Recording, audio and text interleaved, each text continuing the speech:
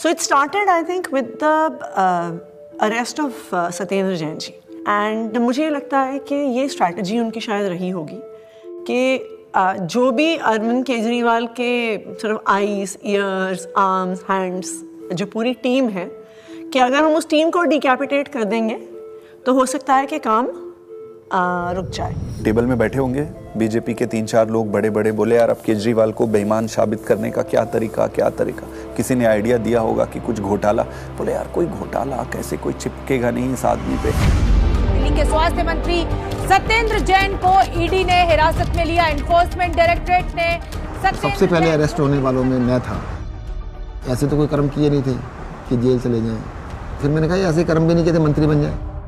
तो क्योंकि मुझको पूरा केस पता था तो मुझे लगा ठीक है, एजेंसी अगर अरेस्ट कर रही है थोड़े दिन में छूट जाएंगे. Why are they threatened by us? And the answer to me is very clear. आम आदमी पार्टी केवल एक सरकार या 10 नेताओं की पार्टी नहीं है. आम आदमी पार्टी एक सोच है. तब तक जो भी गिरफ्तार होते थे, पॉलिटिकल लोग भी जो गिरफ्तार होते थे, महीने में, 2 महीने में, 3 महीने में निकल के आ जाते थे. तब हमने ये नहीं सोचा था कि इतना लंबा चलेगा. अब ये जानकारी मिल रही है कि मनीष सिसोदिया को गिरफ्तार कर लिया गया है. इस वक्त की बड़ी सीबीआई बुलाया जाता था, ईडी बुलाया जाता था, उनके घर पे रेड हुई, उनके बैंक के लॉकर पे रेड हुई, दिल्ली सचिवालय में उनके ऑफिस में रेड हुई, उनकी यहाँ तक कि उनके पैतृक गांव में भी सीबीआई और ईडी वाले पहुँच गए थे. देखिए, हमें तो पता था कि आम आदमी पार्टी के किसी भी नेता के पास एक भी पैसा नहीं है, और मेरे ख्याल से आज ही ईडी और सीबीआई को भी पता है. मैं तो खुश था कि दिल्ली में एक ऐसी शराब पॉलिसी बनाई गई है जिसमें एक मॉल में 27 शराब की दुकानें थीं, वो अब कम हो जाएंगी और सरकार को रेवेन्यू बहुत ज़बरदस्त मिलेगा. तो मैं तो खुश था कि अच्छी पॉलिसी बनाई गई है और कई राज्य इस पॉलिसी को देख रहे थे. पर अचानक इन्होंने चिल्लाना शुरू किया है तो स्कैम हो गया है. अगर एक अच्छी पॉलिसी को ये स्कैम करार देके सीबीआई और ईडी में केस रजिस्टर करा सकते हैं तो अब किसी भी हद तक जा सकते हैं. मनीष सिसोदिया को ईडी ने गिरफ्तार कर लिया है. तिहाड़ जेल में पूछताछ के बाद मनीष सिसोदिया को अब ईडी ने गिरफ्तार कर लिया है. इससे पहले सीबीआई ने उनको गिरफ्तार किया था और वो इसमें पीएमएलए में 2 ही कंडीशन में बेल हो सकती है. पहली कंडीशन, या तो जो सरकार का इन्वेस्टिगेशन एजेंसी है वो कह दे कि केस नहीं. दूसरी कंडीशन बेल हो सकती है जब इन्वेस्टिगेशन एजेंसी द्वारा डाले गए सारे कागज जांच कर लिए जाएं. तो भाजपा की इन्वेस्टिगेशन एजेंसी क्या करती थी, लाखों की तादाद में कागज डाल दिए. अब जज साहब कितना टाइम लगाएंगे वो देखने को, 10 साल. हमने प्रोसीडिंग्स भी पूरी देखी थी सुप्रीम कोर्ट के अंदर, और सुप्रीम कोर्ट ने जो जिस तरह कमेंट्स किए थे उससे ऐसा लग रहा था कि ये केस कुछ है ही नहीं. सुप्रीम कोर्ट ने यहाँ तक कह दिया था कि आपका केस जो है ट्रायल के अंदर 2 मिनट में गिर जाएगा. किस तरह का केस आप बना के लाए हैं, क्योंकि सीबीआई के बाद मनीष सिसोदिया को ईडी ने भी गिरफ्तार कर लिया था, तो दोनों ही के अंदर जमानत उनको चाहिए थी. अब जब जैसे ही 30 अक्टूबर का दिन था, सुप्रीम कोर्ट ने बेल रिजेक्ट कर दी. जेल में पूछताछ के बाद मनीष सिसोदिया को अब ईडी ने गिरफ्तार कर लिया है. इससे पहले सीबीआई ने उनको गिरफ्तार किया था और वो तिहाड़ जेल में. सीधे चलते हैं जितेंद्र शर्मा के पास. जितेंद्र, बताइए, ईडी ने गिरफ्तार कर लिया है मनीष को. जी बिल्कुल, आप देखिए दूसरे दिन लगातार जो ईडी है वो मनीष सिसोदिया को अरेस्ट करके उनका टारगेट अरविंद केजरीवाल था. इनको ये लगा था, इनके कैलकुलेशन में, कि पार्टी के साइकी में फर्क पड़ेगा, लोग टूटते जाएंगे. तो इसका मतलब ये है कि डेस्परेशन के मापदंड पे तो भारतीय जनता पार्टी अपने लास्ट थ्रेशोल्ड पे पहुंची और भारतीय जनता पार्टी की लीडरशिप भी उस थ्रेशोल्ड तक पहुंच गई कि अब और कोई तरीका नहीं है इनको जेल में डालने. बड़ी खबर यह है, आम आदमी पार्टी के सांसद संजय सिंह गिरफ्तार कर लिए गए हैं. आपके सांसद संजय सिंह की हो गई है गिरफ्तारी. ईडी ने करते थे संजय सिंह, उस पर कहीं ना कहीं एक बड़ी चोट फिलहाल आम आदमी पार्टी के लिए रहेगी. लेकिन राजनीतिक रूप से ये नुकसान तो है ही, लेकिन क्या सरकार का पक्ष रहेगा शराब नीति मामले में जब ये गिरफ्तारी हुई है, इसका भी इंतजार रहेगा. अब ये अपने आप में काफी ज्यादा. तो भगत सिंह ने अपनी किताब में लिखा कि उनके छोटे भाई जब उनसे मिलने आए, फांसी की सजा हो चुकी थी तब तक, उन्होंने लिखा कि उन्हें ये फिक्र है हरदम नया तर्जे जफा क्या है. जफा मतलब अत्याचार. उन्हें ये फिक्र है हरदम नया तर्जे जफा क्या है. हमें भी शौक है देखें सितम की इंतहा क्या है. इस सरकार के ऊपर बिल्कुल फिट बैठता है कि ये सितम करने पे आए हैं और हम इनकी सितम की इंतहा देखना चाहते हैं। 2200 करोड़ रुपए की रिश्वत खिलाई अडानी ने। Nothing is going on record. 2200 crore रुपए की रिश्वत आपके अधिकारियों को। संजय जी 2200 करोड़ की रिश्वत। संजय जी प्लीज सर वो क्या बोल रहे हैं सर? वो आप इधर बोलेंगे कि उधर बोलेंगे? जिस तरीके से पार्लियामेंट में और पार्लियामेंट के बाहर अगर अरविंद केजरीवाल और पार्टी के वॉइस को एक स्ट्रक्चर करके जनता और देश के सामने रख रहे थे, बीजेपी उससे बहुत इरिटेटेड और फ्रस्ट्रेटेड थी। मैंने तो अपने घर के सामने एक बैनर भी लगवा दिया था कि फक्कड़ हाउस में ईडी का स्वागत है। अब कहानी जो है अलग लेवल पहुंच गई। अरविंद केजरीवाल भी ये बात समझ रहे थे कि जब एक के बाद एक नोटिस आ रहे हैं तो देर सवेर ईडी जो है उनको गिरफ्तार करने आएगी। हमारा एक व्हाट्सएप ग्रुप है पार्टी की लीडरशिप का, जिसमें एक खबर आई थी कि ईडी वाले अरविंद जी के घर पहुंच गए हैं 6 फ्लैग स्टाफ रोड पे। एंड मुझे याद है मैंने ओबरॉय के फ्लाईओवर के नीचे से फिर हमने गाड़ी का यू टर्न लिया था और फिर 6 फ्लैग स्टाफ रोड जो सिविल लाइंस में है वहाँ पे पहुँचे थे। मुझसे पहले सौरभ भारद्वाज पहुँचे थे वहाँ पे। इतने में उन्होंने बैरिकेडिंग दोनों तरफ कर दी, बट मैं बैरिकेडिंग से पहले ही जो है वो अंदर पहुँच गया था मैं। तो मेरे को अंदर से किसी का मैसेज आया which was very sad thing to imagine. Arvind Kejriwal ji अपना बैग पैक कर रहे हैं और एक मुख्यमंत्री अपने घर में ही असहाय है, आप सोचिए। और वहाँ जो पुलिस खड़ी है वो उसके लिए नहीं खड़ी है, वो इसलिए खड़ी है कि किसी और को आने नहीं देंगे। उसके यहाँ जो ईडी के जो अफसर हैं वो उसको कह रहे हैं कि अब आप बैग पैक कर लो, आपको अरेस्ट कर रहे हैं। ईडी दफ्तर ले जाया जा रहा है अरविंद केजरीवाल को। इस वक्त की बड़ी खबर, बड़ा अपडेट, अरविंद केजरीवाल को ईडी ने गिरफ्तार किया है और ईडी दफ्तर उनको ले जाया जा रहा है। जिस तरीके से अब दिल्ली के मुख्यमंत्री अरविंद केजरीवाल को ईडी दफ्तर ले जाने की तैयारी की जा रही है और ये माना जा रहा है कि अब ईडी दफ्तर में उनसे पूछताछ होगी और उनके सामने। जब से मैं जर्नलिस्ट बना हूं 17 साल से, मैंने नहीं देखा किसी सिटिंग चीफ मिनिस्टर को अरेस्ट किया गया हो।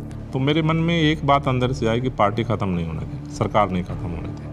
तो उस समय जो बाहर थे, जैसे संदीप पाठक बाहर थे जो संगठन के काम देखते हैं, हमारे जो कैबिनेट के जो साथी थे, आतिशी थी, सौरभ भारद्वाज थे, हमारे सोशल मीडिया के जैस्मिन थे। तो फिर हम सब लोग हमारे घर पे ही हमने सबको बोला, सब लोग हम लोग वहीं धीरे धीरे वहीं गैदर हुए। अब ये देश को बचाने की लड़ाई है, तानाशाही के खिलाफ लड़ाई है और सभी मिलकर के लड़ेंगे और इस लड़ाई को जीतेंगे। कल 10 बजे भारतीय जनता पार्टी के मुख्यालय पर हम इसके खिलाफ प्रोटेस्ट शुरू करेंगे।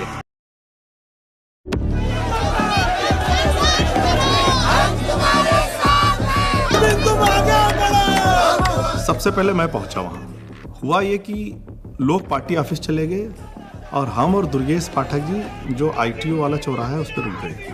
आईटीओ पे मैं जब पहुंचा तो मैंने देखा कि मेरे सामने ही आतिशी और सौरभ को अरेस्ट कर लिया गया।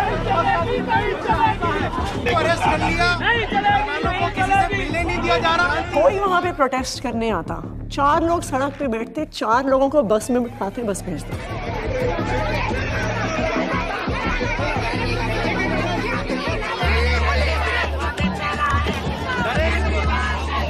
आईटीओ के ऊपर एक फुटओवर ब्रिज है, ऊपर अगर आप जाओगे तो मैं लोकेशन चेंज करता रहता था। तो कहीं एक जगह जाके ऐसे शांत खड़ा हो जाता था, फिर मैं देखता था कौन आ रहा है किधर से, तो मैं देखता था उधर से 20 लोग आ रहे हैं, तो उनमें से मैं पहचान जाता था। मोस्टली मैं ऑर्गेनाइजेशन में काम करता था तो सबके नंबर थे, तो मैं उनको फ़ोन करके बोलता था अभी रुक जाओ 10 मिनट, मैं जहाँ बोलूँगा उस डायरेक्शन में जाना।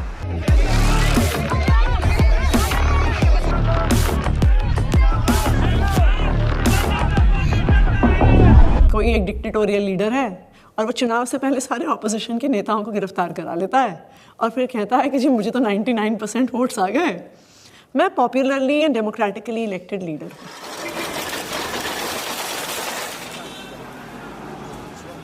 Can I have water? इसको इधर रख सकते हैं बगल में,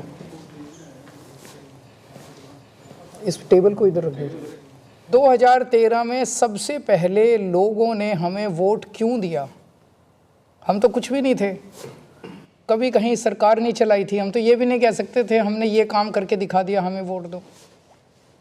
अन्ना आंदोलन किया था, तो अन्ना आंदोलन में लोगों ने देखा ये लड़के बड़े ईमानदार हैं, देशभक्त हैं, जिद्दी हैं, किसी चीज़ पे अड़ जाए तो करके रहते हैं। ये क्वालिटीज़ जनता को हमारी पसंद आई।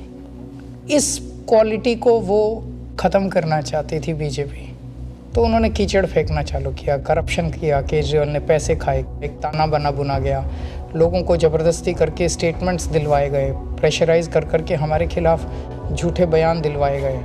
लेकिन कुदरत तो कुदरत है, ये क्या है, बीजेपी कुछ नहीं है कुदरत के सामने। हम लोग कुछ बाहर तिहाड़ के खड़े थे एंड आई रिमेंबर थिंकिंग कि एज ऑफ दैट टाइम हमारी कोर टीम के 5 लोग उस समय उस दीवार के उस पार थे। मेरे हाथ में बहुत कुछ नहीं था, सब ऊपर वाले के हाथ में था। और मैंने अपना अंदर समय बहुत मेडिटेशन करते हुए और गीता पढ़ के बिताया। वहाँ पे सबसे ज़्यादा जो चीज़ परेशान करती है वो होती है अनसर्टेनिटी। उस 17 महीने में एक बड़ा हिस्सा मेरे अंदर उस सिपाही की तरह छटपटाता रहा जो देख रहा था कि उसकी पूरी फौज बाहर युद्ध लड़ रही है, और वो सिपाही जो हमेशा युद्ध में फ्रंट पे होकर लड़ता था वो आज बैरक में बैठा हुआ है। मैंने प्रयास किया कि घर के लोग 6 महीने तक, जब तक मैं जेल में रहा, मैंने प्रयास किया कि कोई मुझसे मिलने के लिए यहाँ पे ना आए, क्योंकि कई बार परिवार के लोग सामने आते हैं मिलने के लिए तो मन में एक अनावश्यक कमजोरी पैदा होती है, तो मैंने इस चीज़ को अवॉइड किया। फ़ोन पे जब वो वीडियो कॉल पे जब बात होती थी, वीडियो कॉल करते थे तो हंसते थे, लेकिन वो हंसी के पीछे कुछ ना तकलीफ छुपी होती है, क्योंकि पत्नी से बेहतर कोई नहीं समझ सकता है।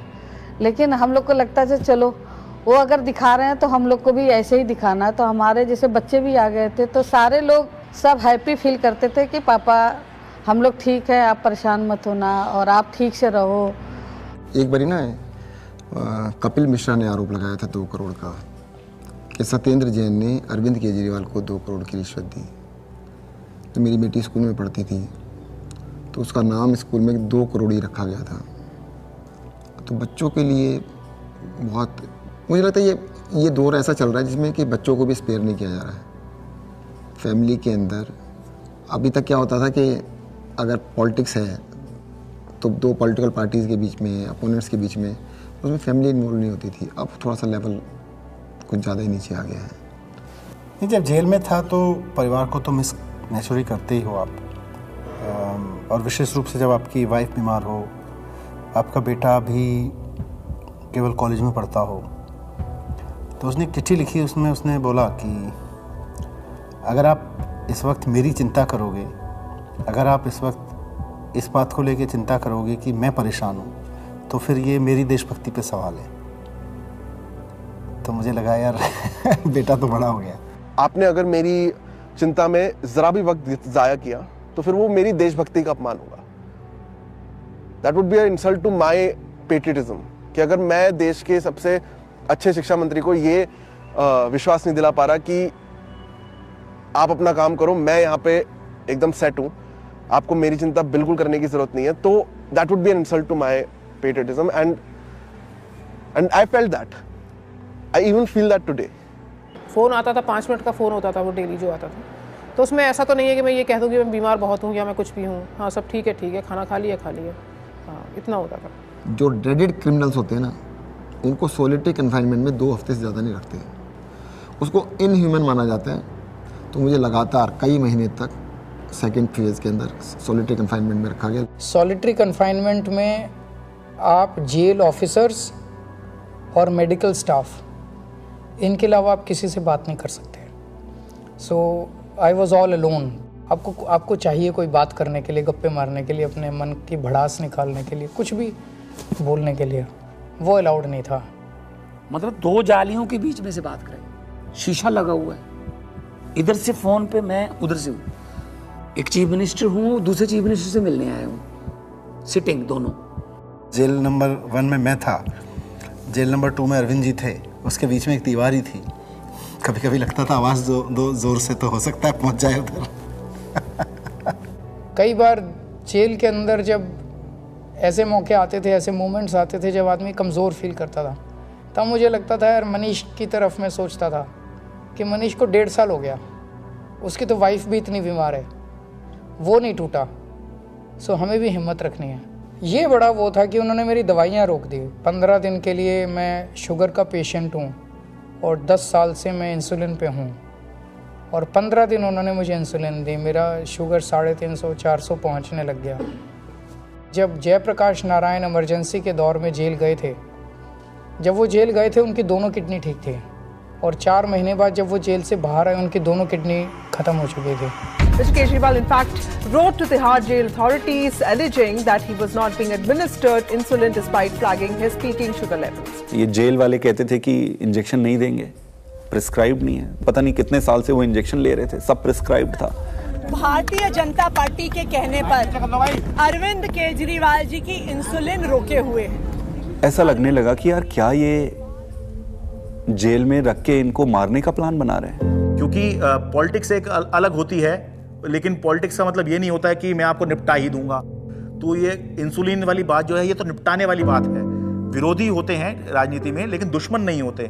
कोर्ट के आदेश पर डॉक्टर्स की कमेटी बनती है, उसके बाद जो है इंसुलिन दी जाती है। आम आदमी पार्टी का मोराल जो था वो डाउन था। क्यों? कि आम आदमी पार्टी जो है वो 2 चीज पे चलती है, केजरीवाल का नाम और वॉलंटियर का काम। वो दौर थोड़ा ऐसा था कि लगा था कि अब आम आदमी पार्टी जो है वो अब बचेगी नहीं, क्योंकि केजरीवाल के बाद कौन। कई बार ऐसे क्षण आए, ऐसे मोमेंट्स आए जब लगा कि अब तो सब खत्म हो गया, अब सब बर्बाद हो गया, अब there is no coming back from this, we have hit rock bottom.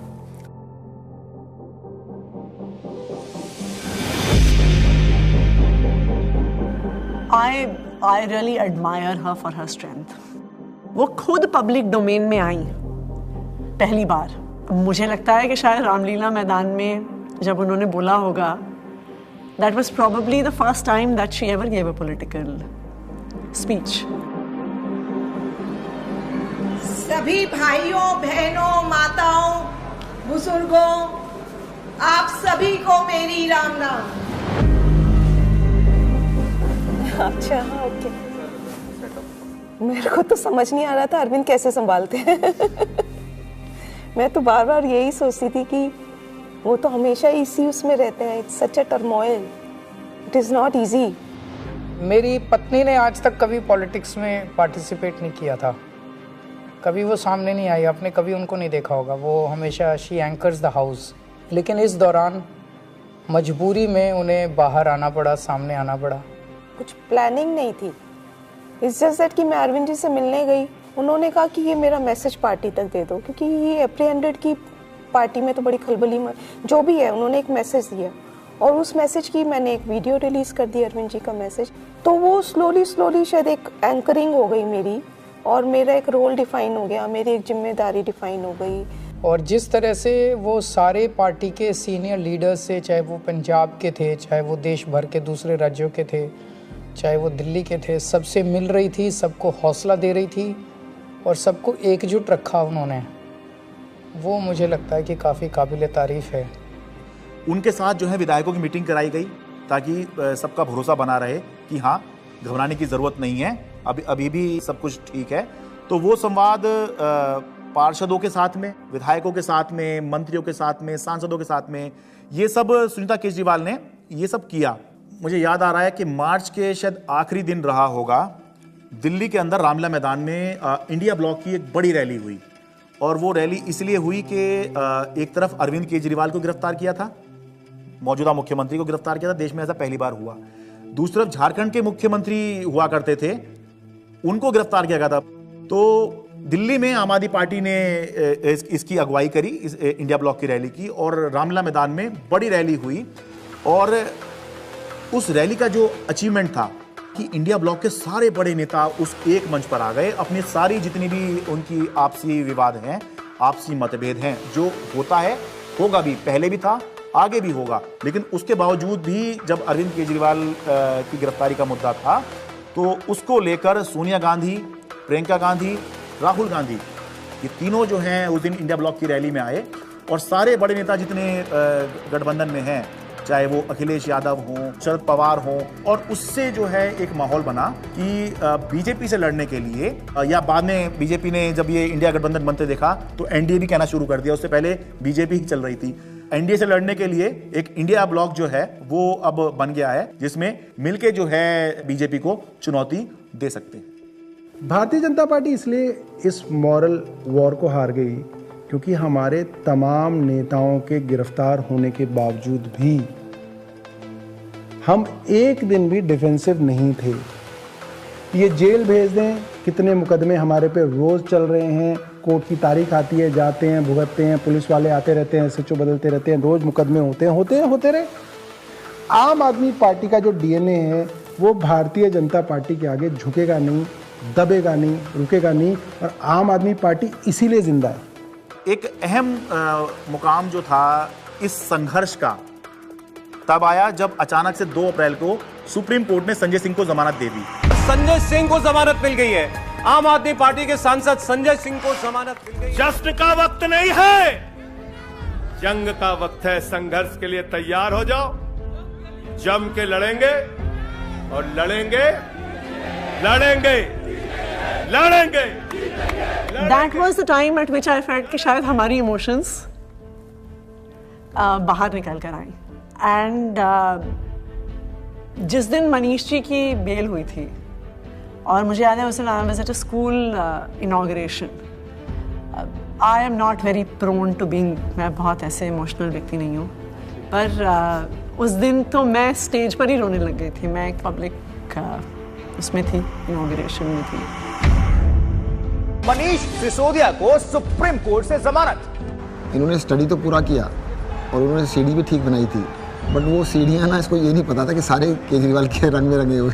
Delay किया जा रहा है, डिले पर डिले, वो मनीष सिसोदिया की तरफ से नहीं, जब बल्कि प्रक्रियागत है। और तुमने सारे के सारे रिसोर्सेज यूज कर डाले। तुमने ईडी यूज कर डाला, तुमने सीबीआई यूज कर डाली, एसीबी यूज कर डाली, विजिलेंस यूज कर डाला, दिल्ली पुलिस यूज कर डाली, सारा मीडिया का नैरेटिव यूज कर डाला। पूरी पावर तुमने, मतलब कितनी गन पावर है बीजेपी की, आपने सब कुछ यूज करके इन सारे लीडर्स को अरेस्ट कर लिया। उसका रिजल्टेंट क्या है? 0। आम आदमी पार्टी के पूर्व मंत्री और वरिष्ठ नेता सत्येंद्र जैन को आखिर दिल्ली के राउज एवेन्यू कोर्ट से जमानत मिल गई है। हमें पता तो था ही कि आज नहीं तो कल, कल नहीं तो परसों बाहर तो आना ही है, क्योंकि हमने कुछ किया नहीं है। अगर हमने कुछ किया होता तो शायद हम बीजेपी ज्वाइन कर लेते, जैसे बाकियों ने किया। अरविंद केजरीवाल को जमानत मिल गई है। जिस खबर का इंतजार आम आदमी पार्टी के नेता कार्यकर्ता लंबे वक्त से कर रहे थे, वो खबर आ चुकी है। अरविंद केजरीवाल को जमानत मिल गई है। अभी की बहुत बड़ी खबर, दरअसल अदालत तो ये इलेक्शन डिफाइन करेगा कि आम आदमी पार्टी कहां जाएगी, और अगर ये इलेक्शन अरविंद केजरीवाल जीतते हैं तो वो उस लीग में आ जाएंगे जहां पर ये चर्चा होने लग जाएगी कि अगर 2029 में लोकसभा का चुनाव होगा तो क्या अरविंद केजरीवाल प्रधानमंत्री का एक चेहरा हो सकते हैं, वो चर्चा होगी। नहीं, मैं कभी अपने आप को ऐसे नहीं सोचता कि मैं कभी पीएम बनूंगा, या कभी ऐसे भी नहीं सोचा था कि मैं सीएम बनूंगा। सो पीएम बनना मेरी ज़िंदगी का कोई मकसद नहीं है, लेकिन जो भी सरकार आए इसे ख़त्म करना होगा। मैं चुनाव के टाइम में चुनाव लड़ो, आपस में एक दूसरे को गाली गलौज मत करो। आपने जो काम किए वो जनता के सामने रखो, आप जो विजन लेके आए हो वो जनता के सामने रखो। जनता को जो पार्टी पसंद आएगी उसको जिताएगी। जीतने के बाद सारी पार्टियों को मिलके फिर काम करना चाहिए, देश के लिए काम करना चाहिए, चाहे पक्ष में हो विपक्ष में हो। विपक्ष को कंस्ट्रक्टिव क्रिटिसिज्म करना चाहिए ताकि सरकार अच्छा काम कर सके, लेकिन एक दूसरे का जेल में डालना ये अच्छी राजनीति नहीं है। मैं दिल्ली की जनता से पूछना चाहता हूं, मैं देश की जनता से पूछना चाहता हूं कि क्या केजरीवाल ईमानदार है कि गुनहगार है? दोस्तों, 2 दिन के बाद, आज से 2 दिन के बाद मैं सीएम की कुर्सी से इस्तीफा देने जा रहा हूं, और मैं तब तक सीएम की कुर्सी पे नहीं बैठूंगा जब तक जनता अपना फैसला ना सुना दे। Did you anticipate his resignation, and why did he resign? रुके न जो, रुके न जो, झुके न जो, दबे न जो, मिटे न जो, हम वो इंकलाब हैं, जुल्म का जवाब हैं, हर शहीद हर गरीब का हम ही तो ख्वाब हैं। रुके न जो, झुके न जो, जी रहे हैं इसलिए कि प्यार जग में जी सके, प्यार जग में जी सके, प्यार जग में जी सके। जब हमने पार्टी बनाई थी तब सभी नेताओं और मीडिया ने कहा था कि इनकी एक भी सीट नहीं आएगी, लेकिन जनता ने मुझे मुख्यमंत्री बना दिया। जब हमने 2014 में असूलों के आधार पर सरकार छोड़ी तो इन सब ने फिर शोर मचाया कि आम आदमी पार्टी खत्म हो गई, अरविंद केजरीवाल खत्म हो गए। लेकिन फिर जनता ने हमें 67 सीटों के साथ जीत दिलाई और 2020 में हमने वो कर दिखाया जो किसी ने सोचा भी नहीं था। हमने अपने काम के नाम पे वोट मांगे, शिक्षा और स्वास्थ्य के नाम पे वोट मांगे। सबने कहा कि इस देश में शिक्षा और स्वास्थ्य पर कोई वोट नहीं देगा, लेकिन जनता ने फिर सबको गलत साबित कर दिया। जनता ने कहा अगर आप हमारे लिए काम करोगे तो हम आपको पावर देंगे। मैंने तो राजनीति में इतना ही सीखा है कि जब जनता अपना मन बना लेती है तो भले ही उनके सामने कितना बड़ा तानाशाह हो, पूरे सिस्टम की ताकत हो या बड़ी बड़ी पार्टियां हो, जनता सबको ध्वस्त कर देती है। जनता के सामने किसी का अहंकार नहीं चलता और जनता से बढ़कर कोई अदालत नहीं है। इसलिए मैं जनता के बीच जाऊंगा और अब जनता फैसला करेगी।